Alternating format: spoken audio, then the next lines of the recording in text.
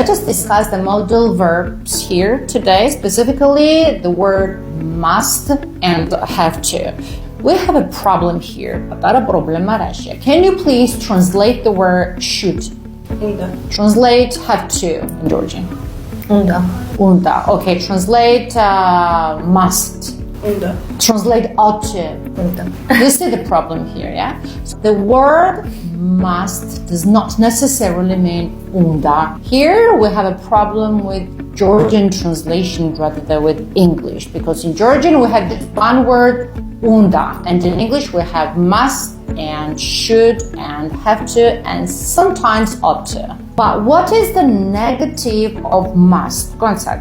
What's the negative of must? The negative of must is mustn't. Mustn't. Yes, you are right. But what if I want to convey the idea of me ar unda gavaketho? Imitom rom sajiru ara. Is it really mustn't? No, it's don't have to, I think. Exactly. It's don't have to. So, can we assume that the word must have two negatives? Yes. What are two negatives of must?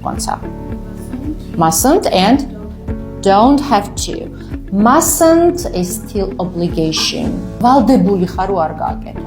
You mustn't go there. Valdebuli xaru ar tsafute. Why? Don't have to. No obligation. Ar xar valdebuli.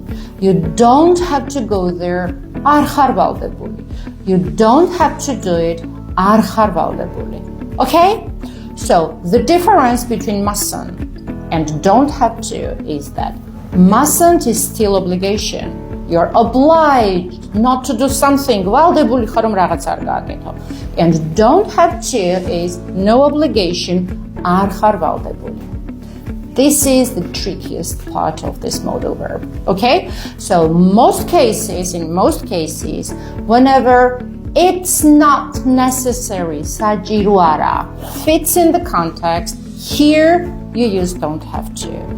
Tu ki jდება sajiru ara, მხოლოდ ამ შემთხვევაში გამოვიყენოთ don't have to, right?